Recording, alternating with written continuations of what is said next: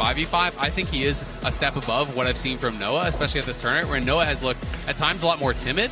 And I do think, you know, you need to have that top level AD carry to be able to take those 5v5s, unless someone like Humanoid and Oscar can really step up and just kind of crush their counterparts. Yeah, I 100% agree with the bot lane point. I think Noah has been a little bit disappointing, but I do think when it comes to Razork and Humanoid, they've been the wow factor of Fnatic. Razork has had an incredible year in the LEC, and now coming into this, you can already see that that mid jungle is being focused down here by C9. You've already got the Azir taken off the board. Poppy as well was a big pick for Razork, and now we're going to have to see as well how they want to try and continue this one forward. And these are the only two picks that we've actually seen from Oscar. His best game definitely was on the Renekton, so they are going to be taking that away.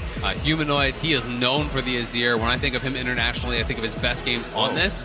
When he did play that Akali, I don't think he looked nearly as comfortable, and I know it was something that was a little bit newer, but a lot of these players have been trying to evolve their champion pools here at Worlds and adapt to the ever-changing meta. Speaking of the ever-changing meta, one thing that has stayed relatively consistent is Xayah is really good and is often picked if possible.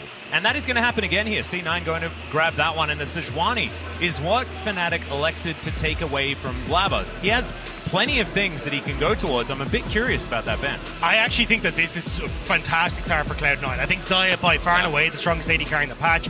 Like, tears through things like the Kai'Sa and stuff that you want to take into it. Yes, you got the Orianna and the Rakan on the opposite side that are great, but Jarvan Rumble is such an insanely strong combo alongside that Xayah. I also think it's a pretty good denial because it combines really well with the Orianna also. You know, you can set that up. So I do think it's really strong. And when you're thinking about AD carry options here for Noah, you know, you may be feeling like you have to be a little bit more defensive now, potentially, you know, when you are going into this Jarvan, when you are going into the Rumble. And now they don't pick Kai'Sa here. Kai'Sa could be actually getting banned out, and then there's potential to be pushed down onto something more like that Ezreal, which I know the EU fans are really not a fan of thus far this tournament. And this is your favorite matchup as well, Azale. This time it's in your favor. Yeah, and we'll see how it goes, right? I do think this is incredibly difficult for the Jax in the 1v1. In the early levels, you can be fine, you know, in the 1v1, but as you get more levels, Rumble gets more and more prio. It's very difficult, and you have to be covering the Jax on these dives. You need to be keeping him safe. That being said, if you can get a strong jungle pairing where you can win 2v2s and you can still attack the Rumble, and Jax can eventually outscale, but I think it gives so much prio over to Cloud9 in the top lane that it's going to have more options there available for Blabber, because it's more likely you're going to be pushed in there, you're going to be able to get wards onto Razork, and hopefully give Blabber the advantage. Yeah, I think the big one for me is then trying to see if you can get a strong... if you can try and have an answer here for Cloud9 on that mid jungle, so then you're able to have Blabber try and play towards that top side. Zeri already taken away here from Noah. That was the big question that marked for me, was like, is that now the fallback for Noah? Because that's been the big one for him. Aphelios has been the other very strong champion, but into the Xayah, you not really want to go for that. And Rumble J4 is scary. Exactly. So you're probably going to have the Kai'Sa ban come through here, and it feels like Noah is going to default then to something like the Ezreal that, honestly, I kind of agree with what the desk has said, has been absolutely miserable at this tournament. And that's going to be the Alistair as the final ban. Pretty purple for our second round of bans. Don't tell Lulu. As the Zeri will be augmented with another one. I imagine it's just Kai'Sa, right? Like you were talking about, that would make some sense. So the mid lane not going to be quite as pinched, just the Syndra being taken away from M&S. And of course, he does like to play some eclectic champions as well. Just have to see where he decides to land, because both of the solo lanes have already been locked in for Fnatic. Oftentimes red side used for those counter picks, but very early on they've managed to take these away. So an opportunity here for M&S to get some work done, and the Lee Sin will slink through the draft as well with that Rel being taken away. Yeah, they focus on the Rel, more worried about the Relcon combo. Obviously really powerful engage, can help to set up that dive. Lee Sin obviously can really be strong, but it's one of those champions that I think the baseline is lower than for that Rel. The top end is maybe higher, but it's obviously a lot more difficult to actually execute on. So we'll see if Razork can have that good game, can put himself into a good spot here. I do think this makes a lot of sense as a pick. If they go Nautilus, it's a good pairing, gives the hard engage. And also, if you're expecting something along the lines of a potential Ezreal, then you have that guaranteed point-and-click CC where you can hopefully lock that guy down and set up for the Rumble red carpet that's going to be coming through on some of these lower mobility champions. I am curious to see what the answer is going to be for M&S here in the mid lane. Like, you open up a lot of AD picks here when you go towards the Rumble on the top side. So I'm curious if you end up something like the Jace or something like that going in towards the mid lane here. You get good push against the Orianna. And just the fact that we are kind of talking about that strong mid jungle for Fnatic, I mean, Orianna Lee Sin doesn't scream absolutely insane combo for like early pressure. Usually you want something like an Ari or something along those lines in the early stages. But I mean, this could be juicy as well if he wants to go towards it. Okay, there it is. M&S is definitely someone who really does like to play the aggressive picks. He's played this in the LCS a number of times. Yone really can help to set you up for success, because now you have the Yone CC, you have the Jarvan ultimate, you have the CC with from Nautilus as well, so you have a lot of tools to hold people in place on top of that equalizer. And also if you can land that initial CC, drop the equalizer down, the feather pull can be there as well, so you can have that really powerful combo. It is very likely to be that Ezreal. I think they're going to get that locked in, and EU fans probably not going to be too happy about that. But the fact of the matter is, what would you feel more happy having? Because you're going to be in so much danger if you play something that's low mobility, if you go towards an Aphelios, which Noah was really successful on Aphelios in the LEC, but if you went towards something like that, it's kind of just asking to die. So your options are limited unless you're super confident in your ability to kind of like dodge out on these engages. Yeah, but it's those like limited options that I'm looking at for Fnatic, right? It feels like when you look at what Cloud9 have, great dive, ton of backline pressure, ultimates galore that can set you up for these team fights, and it's going to be Humanoid that's going to feel a lot of that pressure in these fights. And once that kind of occurs, it's like, well, Fnatic, you don't really have the best setup for an Orianna ult, so Humanoid is going to be reliant on himself, or a Skirin and a Trimby getting in there. It feels like, for me, Cloud9 just have very ease of access to backline and ease of execution. Yeah, absolutely. But at the same time, you do have Humanoid on a range versus melee matchup early on. If he can get pushed, if he can create an advantage, that's one of the things that I'm actually really... That guy is not happy. Not happy at all. And I like they're still waving the sign around. They're like, dang it! But Humanoid, can be potentially set up for success here. If he can get an advantage in mid lane, I do think with Rakan, you do have backline access. You do have the ability to team fight really effectively here. You have the Lee Sin that doesn't have to just be used to dive. You can use that as a disengage pick here as well. So I think Fnatic have some pretty strong team fight themselves. But there is always the question about, if your lanes are going to be getting pushed in and top and bot, is Razork going to be able to find those ganking angles that he really wants to? Because he's going to want to be active. And, how is he going to do here against Blabber? It's going to be the question on everyone's lips. But now it is time to get into our very first game of the day. C9, I think, came out of that draft feeling pretty happy. We'll see whether Fnatic can get things underway, because, of course, it's Red Side, and Red Side is a difficult one. Mm-hmm. It is going to be a difficult one for sure, but the thing to keep in mind with those stats is also that the higher seeds do get the side selection, and they have been winning almost always in this tournament. See whether C9 can stay with that. And speaking of staying with things, you can connect your League of Legends account with Prime Gaming. Grab the exclusive experimentation emote. It is a whole lot of fun to use, so definitely recommended. And let's just see. Oscarin is just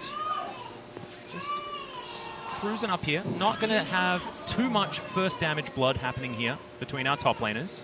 Yeah, top lane, I think, is going to dictate a lot of this game. Fudge has a really good game, and I think he's someone who hasn't been having as good games, right? If Oscar can get the advantage, if he can survive, and then Razork gets up there and they get a kill on Fudge, all of a sudden, these Ignite Rumble picks can really fall off, because if you lose side lane prio and you don't have TP, it gets very difficult to play. So I do think both junglers are going to be paying a lot of attention towards top lane. And it could be, those early 2v2s deciding things. But that's the thing. I mean, over the course of the main event, Blabber is the second highest jungle proximity towards top lane at 14. 13.6% is an insanely high number. And I think that's where you want to see in this game it is going to pay off, because when you're running the Ignite, you need that help to get that lane rolling in your favor. And it's really interesting. I was actually looking into this matchup a fair bit, because I was talking with some people, well, how does this matchup really go in pro? And so I was looking back over the last, season or two in this matchup in top lane. Across 49 games, the average lead for Rumble in laning phase was, a bit over 300 gold. It was plus 11 CS at 15. Like, that was the average result. So it is definitely one of those matchups that you're expecting the Rumble to get the advantage. But that being said, if you can really play it safe, not die, just give up the minimum, the Jax can still win from that position later on. Sort of, you can never beat a Jax in a side lane is kind of what you're going to get. Unless you are very ahead. Yes. We'll see whether that is going to be the same this time around, because when the shoe was on the other foot, Fudge didn't have the greatest of times in the matchup. We'll just see whether this is going to work out. You can see already Razork moving towards that top side of the map, and Blabber on his Wolves is going to have a Lee Sin poke his head in. Q going to miss though, and Razork just going to get the information and move away. But still, nice little invade there, and they can poke and prod, because on those early levels, you can get the push for the Jax here. So Blabber's trying to wrap around. He's trying to see where the heck did Razork go, and Razork has stayed around and is on this Gromp.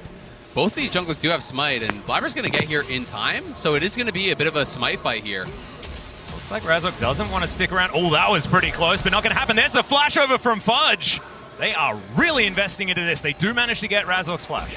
And I like this from Razork, though. He ends up conceding his bot side jungle because he's like, look, I need to stay in this top side to stop a gank. But yeah, I don't know if they want to try and go for that just yet, especially with Blabber still in the area. But I like that they're, hey, look, give Oscarinen that opportunity to shove in top side, get some control, and just deny Blabber that introduction into that top side nice and early. Exactly, and Blabber doesn't even feel comfortable to actually take his blue just yet because he's trying to see, okay, well, where is Razork going? Is he going to be reganking mid? Is he going to be looking for a dive on top? Now Fudge has no flash, so it is one of those situations that I say this trade goes heavily in the favor of Fnatic and Razork. Yes, it is a trade of flashes, but jungler for top laner, and in this matchup where Rumble can be exposed in a long lane, I think is really good for them. Plus the fact that he actually took away the Gromp, he got the topside scuttle, now he can cross towards bot and actually get double scuttle, and you can see Blabber is going in for a lane gank, and this feels like a little bit of pressure on this to actually really work because he's falling behind. Yeah, I think he's not sure exactly where Razork is, and as you say, he has to try and make sure that Fudge can actually push this in. Fudge burnt his flash in that last little scrap, so if you ended up with Razork and Oscarinen able to chase him down, it'd be an absolute disaster. So you are pulling, but I don't know if you can dive this, lads. Well, we'll see whether the counter-strike is going to be put on cooldown. That's the important part of it. Blabber with a bit of a drive-by to get that cooldown, and now Oscarinen trying to keep himself alive. There is the Flame Spitter. Fudge tanking the tower, though. The Ignite is down, and he's not going to be able to grab the kill. They just, I guess it's intimidation tactics under the tower. Well, I actually like this because you are going to be making him lose some CS, and Blabber didn't really have that much to do on the map anyway because he already knew he lost bot side scuttle. So they do get the flash for the Ignite, so things are kind of evened out in that regard. It also buys a good base time in there for Fudge. He was covered on the play because he's playing in that side lane brush. So if Razork had crossed back over to top and he was covering the lane gank, then they say, all right, we're not going to fully commit, but we are going to get a little bit of pressure here and try to get a slight advantage. Yeah, I think the big winner here is Razork, as you say. Absolutely. The fact he's managed to clear out everything. Iron Spike Whip compared to just the components, he's going to be in a great spot now if he actually ends up challenging a lot of these fights, especially if they need 1-for-1. So I think this is going to give Razork that opportunity to try and find that early advantage up against the Jarvan. Working out so far, you can see now going for a bit of a reset here in this bottom lane. Noah has been farming pretty nicely up against Berserker on the Xayah, but as we know, Berserker just wants to get to those 3 items and hard carry the game. And at the moment, that is seemingly working out, close to that 50 CS margin. M&S, he headed back home and has teleported back to this mid lane on a similar timing to Humanoid as well, and checking in on the CS. He's only a few behind, which is what you'd expect in this melee range matchup, especially Yone, who can get a little bit bullied by the Orianna. Yeah, especially in those early levels, it can be a little bit more difficult, but also Lost Chapter, a great buy here for Humanoid, so we'll be looking to just constantly keep that poke running. As Fudge just shoving here, and you can see Sven has made the roam. Yeah, he's moving up here towards this top lane. Good equalizer placement there from Fudge as the Flame Spitter comes out. Hook is going to land. That's first blood to the Rumble. And Razork not going to be able to do anything here, even with Trimby waiting in the wings, although they are going to go in overly aggressively here. They just look to the least, and they take him down. It is going to be an answering kill. But now Sven lands the hook. They're not going to be able to lock down the Rakan just yet, and 2-1 in the end. That is massive there for Fudge on the top side. A great roam from Sven. Trimby was trying to match, but Sven got there first and made all the difference, as Oscar didn't expect Sven to be there that early.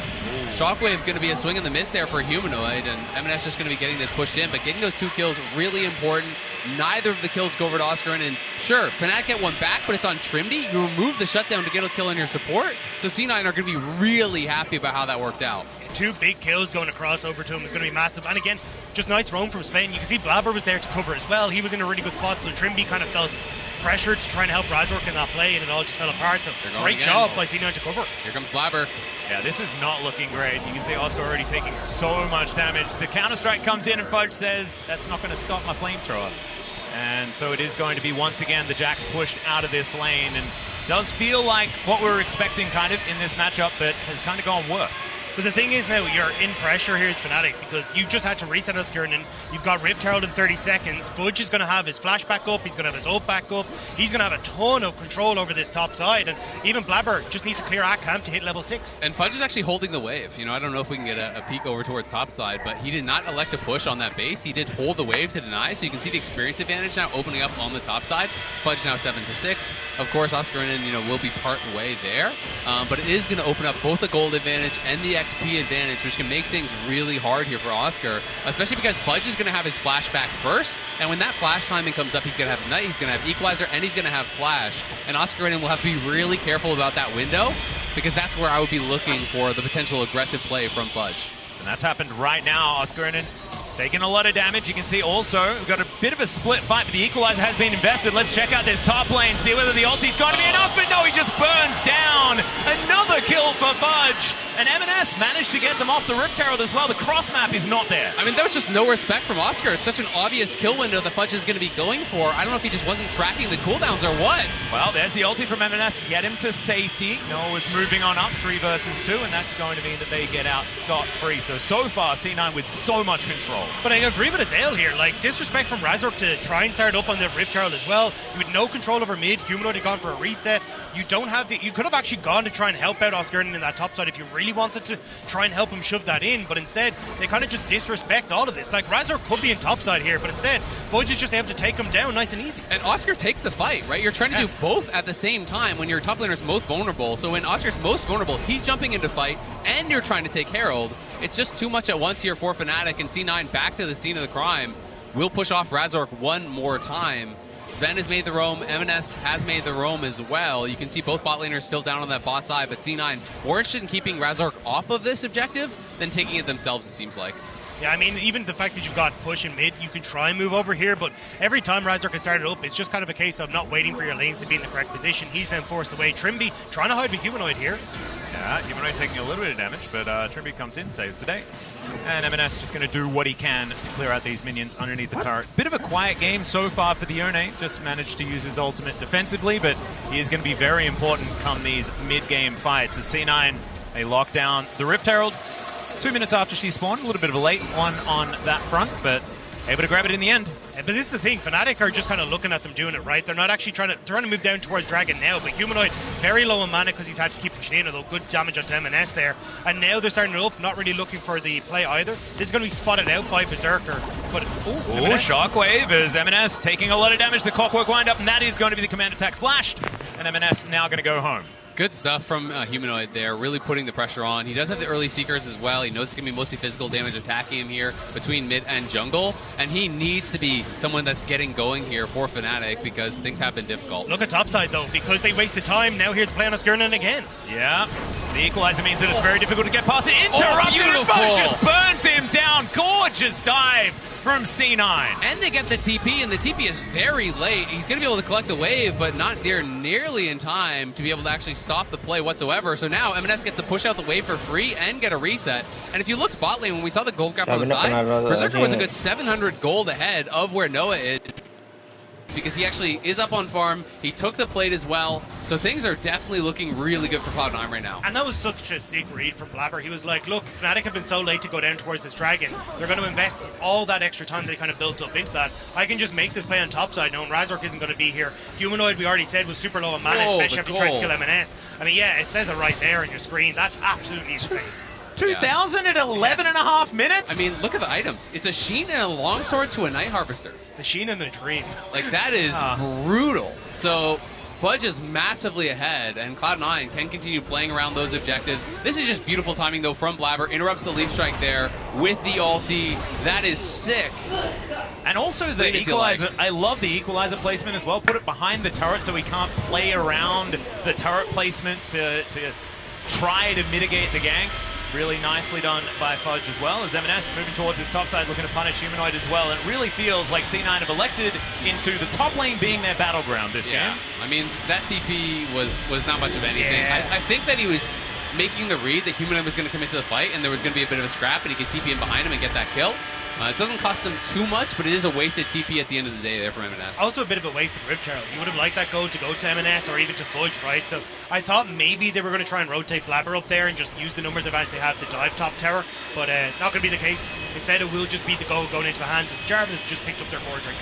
Yeah, at the very least, Razork does have his Gore Drinker as well, so still strong on the map. We'll be counting on Razork and Humanoid. I think they're kind of that point of power to try to be making plays around them. You know, Trimby can get involved as well, and you can try to play around that core, because right now, you don't really want to fight with Oscarinen. You want Oscarinen just pushing out side lanes to make someone answer, because if he has someone from Cloud9 answering him in that side lane, it's a better 4v4 for Fnatic, because Oscar's just so poor.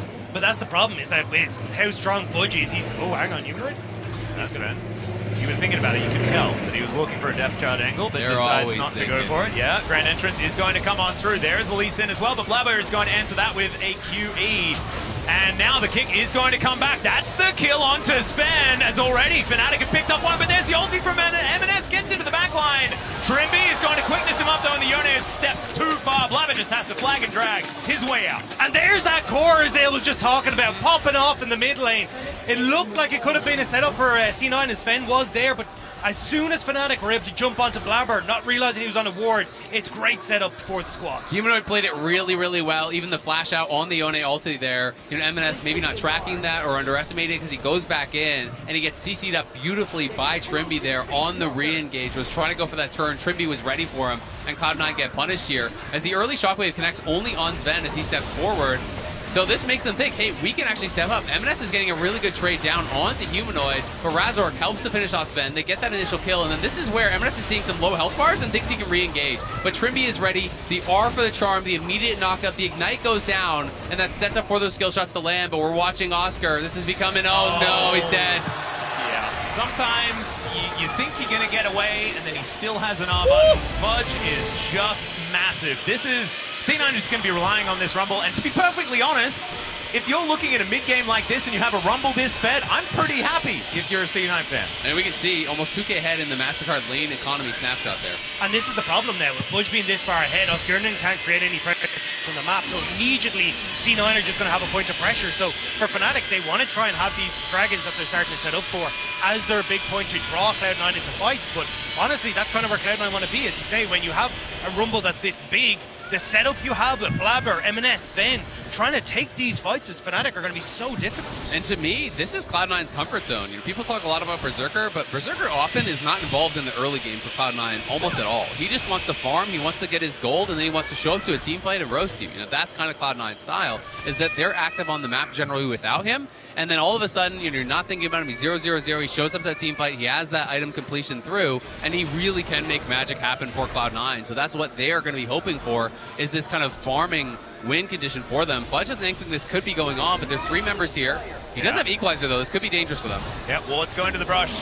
And Fudge, no flash. They're looking to try and get out of the way. Blabber gets on in here. There's the shockwave onto the Rumble to try and buy some time, but they're now being barbecued by Fudge. The knockup comes through as well. Razork, he is going to bite the dust as well. It's a double kill for Fudge. And the top laner just keeps getting more massive. He's 7-1. Razork just delivered Blabber into the backline. It was like, oh yeah, I'll take this, no problem. But oh great, there's a super low Jax here. I can set up a Sven. And everything they're doing to shut down Fudge is just ending up with them saying it. I mean, that was so risky. They tried to go in the timing. Equalizer wasn't actually up for a couple seconds when they're looking for that dive, but there's only 3 minions, and you're walking through the tower there as Humanoid with no flash, so it's a massive punish there. Now the Equalizer's available. Yeah, Trimmy's gone. Trimmy has got a lot of mobility, but now M&S is going to teleport behind him. The quickness to come through, and he's pretty slippery, but he's running out of ability to get away. That is going to be the final one, and M&S locks down the kill. Trimmy bought a fair bit of time there. Is only going to be one onto the support, but now how much more can they get? It's all right, lads. It's the best of 3. This is going to be all right. You're already giving up on game 1. This is where we start conversations about, oh, this is where you got to think about game number 2. What you supposed? No, that's no. not. I want to bask in this. I want to enjoy this.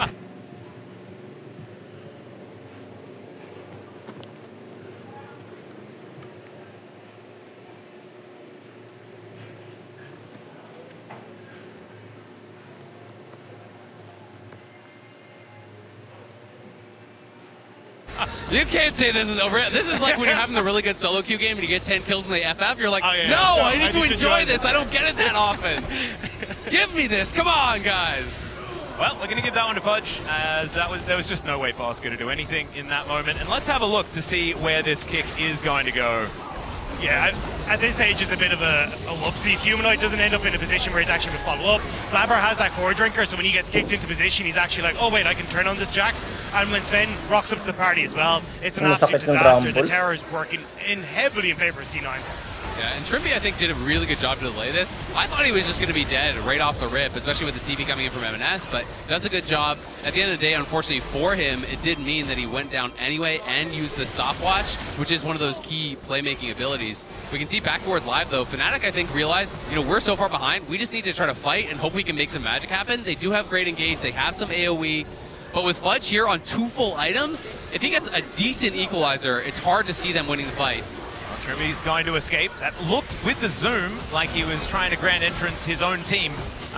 Didn't actually happen. Did manage to escape though, as we do have the second Drake going to Fnatic. Now we're attempting an engage. Great ulti! Look at the equalizer on top of it. They're set up by Sven and knocked down. There's the ult to come through as well from M&S. It immediately does go back, and now Berserker is free hitting. Everyone is so incredibly low. Trimby tries to be the hero. It's going to mean that he falls down, and C9 are still on the prowl. I don't know whether Noah and Oscarinen can get out of this one, because M&S, he's trying to look for it. These back positions are not where you want, because C9 are closing in. Noah might be able to get out, but M&S, he's going to bind his soul back up again after picking up the kill, and C9 just rolling over the top. Fnatic get the dragon, but Cloud9 with the 5-for-0 ace. 8,000 gold is the lead now. They crush him. It's a perfect equalizer and engage here. Look at Sven, goes in, gets the hook on Noah, forces the shift, and then the immediate equalizer plus the ultimate coming through from Sven was just perfect. And then in goes Blabber, 3-man ulti, Gore Drinker combo on everyone. All of Cloud9 piling in. Berserker early pop on the Ghost to chase him down. And that's exactly what we were talking about, is that for Fnatic, they want to try and play through the 4v4 team fight, then have your Jack split push on the side. No presence for the Jacks in the side lane, and this Rumble is so massive. So much setup for him in team fights, and you get to see it beautifully executed there by Cloud9. I just can't wait to see what Hooney's going to say about this Rumble performance from Fudge. It deserves a thumbs up. Oh, 100%. At least one thumb up. I'm going to send him a message immediately after this. We'll try and report back as to what he thought, because it's Ignite Rumble for one. That's perfect. And he's picked up all of the kills for his team, exactly what a top lane is supposed to do in the book of Hooney. And you can see team fight damage powered by AWS there. Fudge is cooking him. And I have to say, even just on kind of an individual level, this has to feel good for Fudge, because he has been the target of so much criticism throughout this world. People are saying Fudge is not worth playing towards. Stop going top lane. Stop picking for this guy. He's not good enough. It's not worth it. So for him to have this game, I think, is a confidence booster, because Fudge hasn't been at that level we expect. Well, there's the kick flash, and Teleport's going to come in. I think they're going to need 3, because Fudge does have the stopwatch.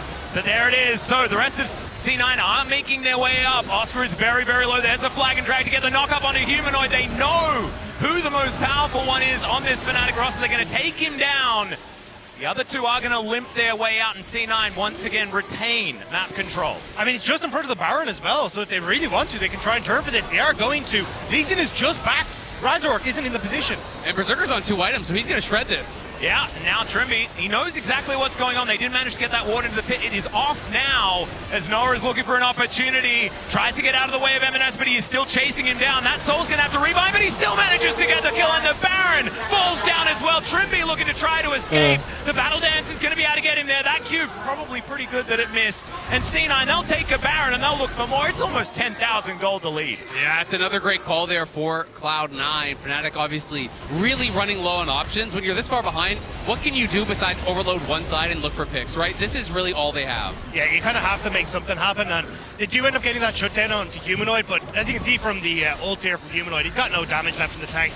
Fnatic correctly try to run away, but it's just unfortunate that this does happen immediately in front of the Baron, and you get the reset coming through from the Lee Sin, so it's easy pickings for Cloud9. Yeah, I mean, it's tough to criticize from this point because Fnatic are so far behind and unlikely to matter, but Razork basing there was surprising to me because you're losing your mid laner right beside that Baron. Had he stayed around, maybe there's a chance at a steal in that kind of heroic play, but it's definitely a tough spot here in Cloud9 now, just looking to get a clean closeout on this game, and it would be their second win against EU here.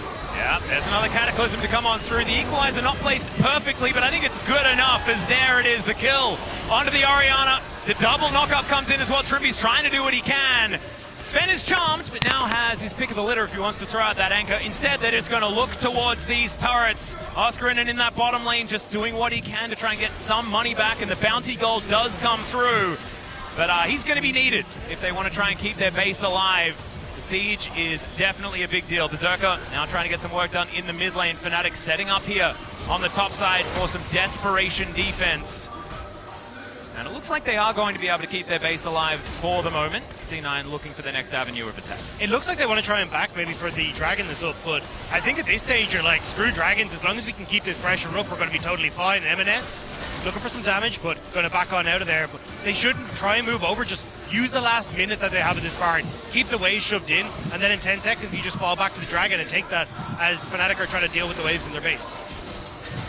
And is there something to be said for trying to drag this game on for as long as possible to do that emotional damage? There is, but I'd rather they win. Well, at the moment they're going to take down this Dragon. That is going to mean no soul point for Fnatic. That was a bit of a pipe dream, to be perfectly honest. In theory, if this game goes for another 20 minutes, gentlemen, we could see an Ocean Soul for C9 with 4 Ocean Drakes. That's a lot. I have 2 battles going on right now. My head that says, come on, this game is over. This game is comfortable. It's in the bag. And then my heart that is just like, when's the throw? It's not over, it's not over, it's not over, oh God. He's daring to believe. Let's have a look at this replay. Yeah, I mean, it's great setup here from Cloud9. Humanoid, they know he has no flash. They timed that super well, so immediately jump onto him. Blabber, fantastic stopwatch. Like, this is just beautiful play from Cloud9 and taking their pick of the litter. Exactly, they know who is available to have that flash or get out of position, and Cloud9 it just pounce. And I think something that Cloud9 really does deserve credit for in this game is tracking cooldowns and punishing those missing 100%, CDs. 100%. Because they have been so good at punishing Humanoid, who I think has played a really solid game, and had some big moments early. But every time he spent his flash, they punished it before it was up, right? They've been so good at doing that. So now Fnatic, trying to find this perfect angle for that miracle comeback, but C9 is going to be closing in, clearing out that vision, and looking for a fight to close this one. Just barely not able to get there as Blabber dives in. That is going to be the escape from Trimby. True Shot Barrage avoided by Blabber. That was very, very close. C9 going to have to get some help on their jungler and try again.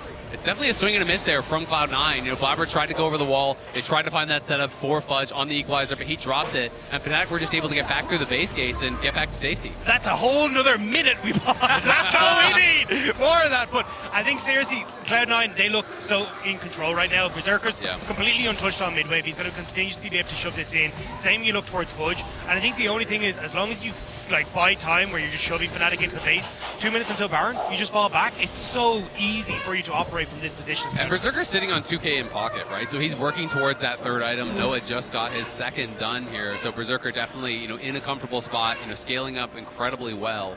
We'll see what that third item will be. I'm expecting just something along the lines of Bloodthirster, maybe even going towards like a Hexdrinker or something if he's really scared, but I think it's probably just going to be BT from this spot because there's not really a lot of armor to justify an LDR, and you're trying to think about how can you lose a fight? Well, maybe getting chunked out early, maybe getting poked out, so get some lifesteal and try to account for that. See what he does decide to go with. As M&S here towards his bottom side, just getting that wave sorted out. I do want to just say for those who are sitting at home thinking, why aren't C9 just winning the game? They have Xayah and 4 melees. It's not exactly the easiest siege composition to navigate, so probably just going to have to wait for this next Baron. That's going to be conveniently up in about a minute's time. And that's the thing, they took Baron so early that it's just like, oh, we've actually got to try and delay. It's 25 minutes into the game. They're going to pick up their second Baron off the back of this, and a tiniest bit of copium is, hey, look, Humanoid is getting some items, a big shockwave could maybe do something, but with how quickly Cloud9 are able to collapse onto Fnatic, it feels like there is just no real opportunity for Fnatic to contest this at all, as long as Cloud9 are pushing in the waves, getting their vision control down, and that's exactly what they're about to do. Yeah, so Berserker did actually go for Rapid Fire, so a bit more aggressive option, but IE completed for M&S, and he's 16 now, which is terrifying on the Yone. When you hit this point in the game with the IE, with level 16, if you connect on that ulti on a carry, they just die. It's kind of how it works at this point. This champion scales ridiculously well. Yeah, I haven't seen a 3-item Yone in quite some time, to be perfectly honest, because either they win and have 2 items and they're just dominating the games really short, or they just don't quite get there because they're not quite doing enough. So this is going to be huge. Fudge going to mitigate a whole bunch of that engage, and now Blabber says that he's got his own. Noah standing on some vision and is going to try to clear that one away. C9 they did have to use the Zhonya's cooldown. Yeah. There is at least that. I mean, it is a bit of an early stasis there from Fudge. I think he was concerned about the potential follow-up, about getting CC by Trimby, dying in a shockwave, like the 100-0 type play is what he's really worried about there. But it is the Zhonya's down, and you can see Fnatic just trying to scout away. They use their blue orb, that's on cooldown, so now they use the Ezreal ulti, and they're trying to keep eyes on this Baron, knowing that, hey, Berserker could be on this. Someone could be actually working away on it. I don't think you need to pressure the jungle here as Cloud9 though. I think you can look at M&S, he's pushing in top, get someone pushing mid, and then Fnatic have to respond to defending their base, and then you can fall back to Baron. So I think this is a little bit risky, and actually they're going to start up the Baron immediately as you see Oscar in the top side. Exactly, they see Oscar, so they want to at least force TP, but they need to make sure they peel Razork. Sven is going to be able to flash his way out of there. There's the CC onto the jungler, but Razor might be able to get into the yes, although he's he manages to get there. Trimby also trying to make their escape, but can they survive is the question. The equalizer didn't do a whole lot, but Trimby will eventually fall down. But Fnatic sacrificing a Rakan for a Baron, you take those. 100% you take those! Razork with a massive steal that might just delay this game long enough for them to come back. I mean, that is a massive swing there. It is going to be Cloud9 taking a dragon, but honestly, who cares? It's just the second dragon for them. And Cloud9 did try to get out and try to actually keep Razork away, but Sven gets forced back. They did a good job with the entrance here. Sven gets forced to flash over the wall. He has to retreat, so MNS goes over the wall, but Razork just kicks him away and finds the angle, and someone needed to be behind that Baron, probably blocking the Q, because as soon as he connects on that Q, he has the advantage in the smite fight over Blabber. Yeah, I don't think the Q went on to the jungler, but I actually think he flashed into the pit.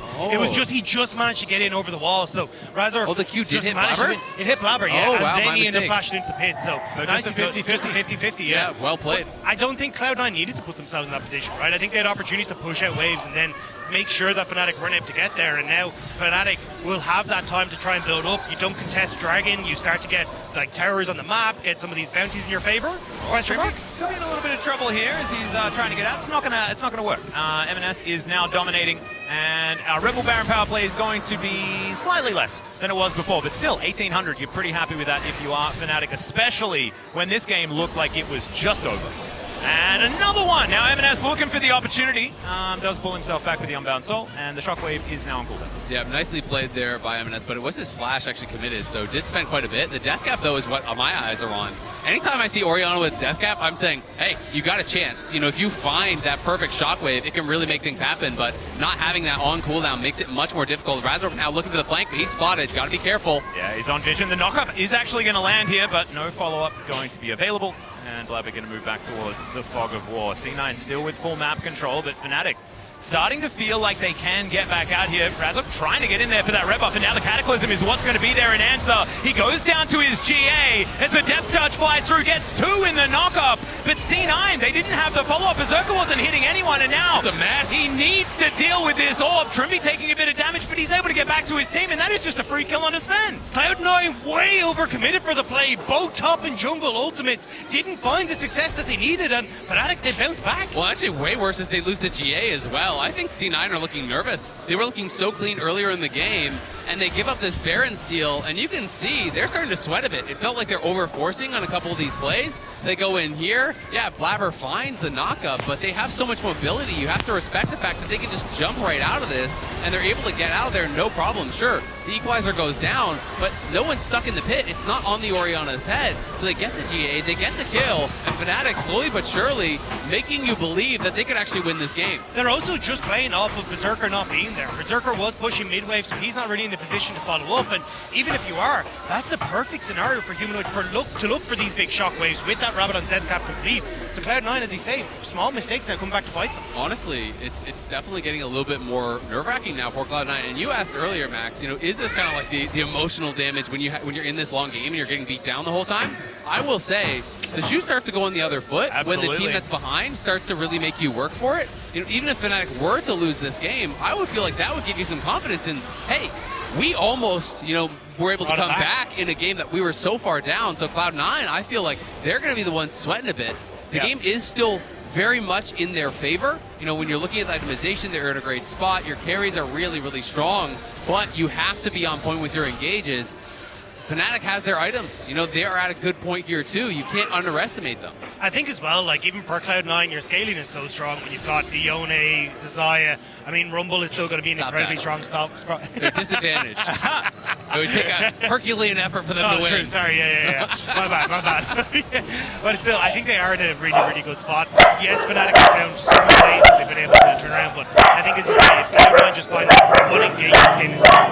Exactly, especially because the waves are almost all in Cloud9's favor. Fnatic can't really cross mid. The inhibitor tower mid is already gone, so C9 get, you know, that big team fight. You know, they do get the execution. They can clean this game up. We'll see if they want to try to wait for certain itemizations to be finished. You can see that Fudge has the components of that death cap. That would be a massive completion for him.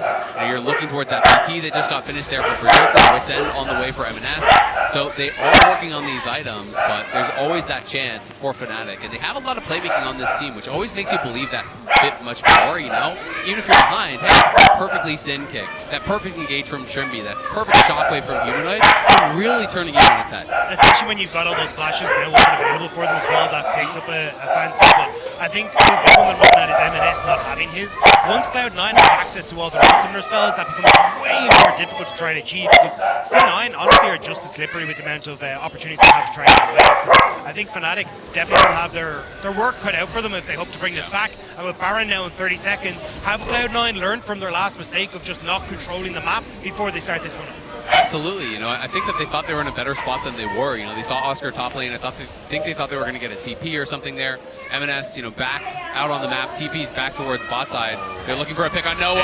Fantastic hook from Sven. He gets the knock up as well. M&S is going to dive in with the ulti. Noah's in trouble, but it's Sven that goes down fast to Noah. He's so slippery, manages to stay alive, but it is Razor that falls down as well. The equalizer flies in at the same time, and Berserker is just free hitting. Noah can be able to do anything there. The knock up as well, and Oscar, and it has to run for the hill. This might just be it. Humanoid's still there with a decent health bar. The inhibitor. I think Fnatic, when they get back to base, heal up, they'll be able to push Cloud9 out. No jungler available though. I don't know if Cloud9 want to try and start this up. Humanoid has no ultimate, which might be the moment to go for it. They're going to start it. They're going to actually go for it here. You know, they want to force this. Oscar, no flash, no ulti for Humanoid. It's just them, and I don't think they can get on the map and do anything, so they're going to try to get the objective bounty on this dragon, move themselves towards Soul Point. We'll see if Cloud9 can do anything about that, but it is going to be the Blabber for, securing the Baron, and Cloud9 will have that advantage. Yeah, full information here for C9 as this dragon has been started off, but it looks like it will just go down before they can do anything. So Fnatic do manage to get to Soul Point. I don't know how much that is going to mean up against a 9,500 gold lead. Let's have a look at this once again. Yeah, eyes on the shockwave from Humanoid. This shockwave is what kept Noah alive in bot time. Look at the shockwave right here. Snaps them both back. There's a stun from Oscar as well. You know, that CC bought the time for Noah, created space for him, and meant that when M&S snapped back, they're able to actually even pile in and kill him off. Yes, Berserker is free hitting, but again, the mobility from Fnatic really frustrating them. Flabber, though, good follow to get that triple, but again, it's another leap strike there from Oscar, getting him out to safety. Fnatic have been really good at disengaging the losing fights, because I think a lot of lesser teams would have just kind of kept fighting it out or wouldn't have been able to get out, the game would end. This is the moment Cloud9 have been waiting for, though. Big shockwave going to be used onto Fudge. That takes a lot of damage. Now trying to get out. The equalizer does come in, and he survives. Oh man, that could have been a huge pick for Fnatic. Absolutely, but remember, no TP, so he has to go back to base, so this buys them time, buys them the ability to buy time and clear out these waves, and that's what Fnatic is trying to do, because now Fnatic has a possible win condition of Soul, right? So they're just trying to live through this Baron power play. And that's what I was about to say, was for Cloud9, this is your moment to strike. You finally get the Baron, you've got the opportunity to, well, you've already cracked open mid, get pressure mid, play for top, play and swing into bot side. This is your moment where you can close out this game as Cloud9, but just getting caught there as Fudge will buy a little bit of time for Fnatic, but that's a lot of damage onto Trimby. Yeah, and you can see though, look at Humanoid. His ulti's basically back up. Like, the cooldown is very low late in the game, and he is doing so much damage. Has the Void Staff, has the Death Cap, and is looking for some poke there. But again, just like one QW from Humanoid is so much your health. That is going to get the Feather Storm. So we're going to trade ulti for taking ulti, over. That is definitely higher value for Fnatic. That shockwave, like you say, low cooldown, and Featherstorm means that Berserker is now very vulnerable. Trimby now understanding that, looking for a potential angle here. C9 do look to back away, and man, this is... I was joking, Azael. I didn't think that this was just going to keep getting dragged out, but we've seen 3 of those dragons since then, and we may see another.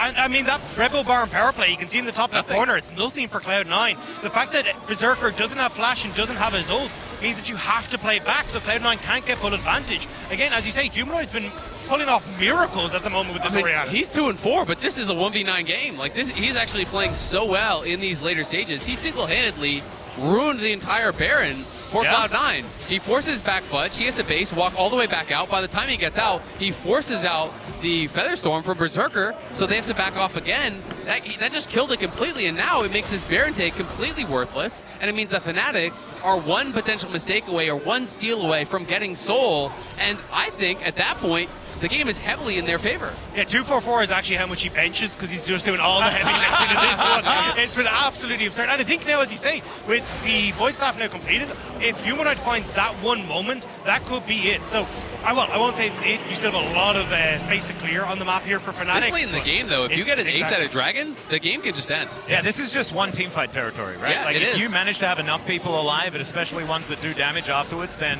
you are just going to win the game. And Fnatic, I think they've just stalled enough to get to exactly that point. They won't have to worry about Elder Drakes for at least another, 7 minutes or something like that. So we're not going to have that one on the table. But still, this is really going wrong. And you were talking, like, you mentioned this, this is actually now working against C9. Because even now, if they win this, doesn't feel as fantastic if you've taken this long to close out a game like this, especially with Fnatic fighting back so well. I think Cloud9 are starting to learn from the takeaways they've had in this game, though. Like, look at where they're positioned. Have M&S push side, have Fudge push the other one. You know that there's not really an opportunity for Fnatic to bounce back against that as long as you keep your waves in check and keep the vision there to stop Fnatic in their tracks. But here's the problem. 4 players on Fnatic have dashes. The only real target is Humanoid, and he's playing behind the rest of them, right? And even if you get that Jarvan ult into the Equalizer, it's not really doing anything anymore because it's going to be a Ward Hop, it's going to be an Arcane Shift, it's going to be a Leap Strike, it's going to be a Battle Dance. There's so many ways to get out of that. And C9 are struggling to really get to Humanoid, and if you're trying to just run straight at the guy, you're going to get shredded by everyone else, and you're going to walk into that shockwave. So Cloud9, I think, are starting to struggle a bit. And the fact that they were playing this composition, it helped to get them ahead. But the siege potential was so low that things are kind of difficult now for them to close it out. Yep, and Humanoid now has, Azonia's completed as well, 6 items done for the Orianna, and they are not the cheap ones. This is all the damage that you could possibly get here for this Orianna. Now going to start building these elixirs over and over again. Yeah, no, it doesn't. And that is what C9 had going for them, is now Oscar in a little bit of trouble here towards the bottom side. M&S doing a good job, but not going to be able to do enough before he has to go back to that Soul. Noah in trouble, does flash Cataclysm, comes on through, Tribby just evaporates before our very eyes, and now Berserker trying to take the ult from M&S. We were waiting for it, and we found it in the end, and C9 will finally get the team fight and look to close out the game. It wasn't pretty, it wasn't clean, but Cloud9 will get it done in game number 1 against Fnatic. Let's just hope that people went to get something to eat thinking this game was done, and then they see that C9 won in the end anyway. The first Nexus turret goes down, Berserker grabs another kill, and now C9 will finish the task. 1-0 in this best of 3, playing for their lives. Cloud9 finally getting that fight that they needed. It was a long, hard-fought battle, but you could see how confident they were in that last one. That finally they were able to get their position onto Humanoid and take down the problem on